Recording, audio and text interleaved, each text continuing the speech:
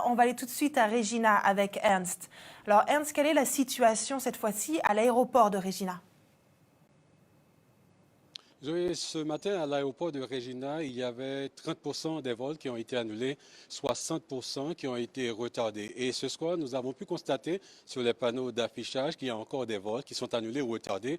On comprend qu'il y a une incertitude, mais aussi beaucoup de frustration de la part des passagers qui ne savent pas quand ils pourront voyager ou d'autres qui doivent encore attendre, comme l'expliquent ces deux étudiants.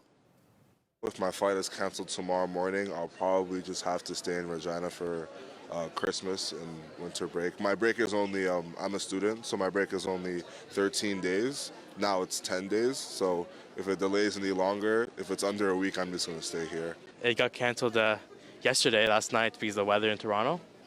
But then they rebooked us for the 26th, so hopefully we can go home the 26th.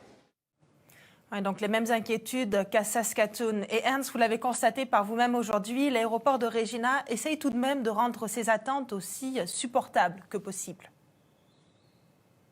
Oui, avec l'annulation des vols ou les retards, on comprend qu'il y a beaucoup plus de monde à l'aéroport. Il y a aussi des défis à relever et l'administration de l'aéroport indique qu'elle fait de son mieux pour assister les passagers, mais aussi les lignes aériennes. We certainly try and provide them space to be warm here, space for the airlines to operate as well. Any passengers who are delayed here, we have our food and beverage and retail open to provide them what they need. There's a kids' play structure. We recently tripled our Wi-Fi speeds to try and make it more comfortable, added additional seating, and doing what we can to make them comfortable. On comprend, Zoé, mais avec les compagnies WestJet et Air Canada, elles reconnaissent la perturbation du trafic aérien en raison de la tempête qui s'abat sur la Colombie-Britannique, mais aussi de l'autre tempête qui frappe le sud de l'Ontario et le Québec.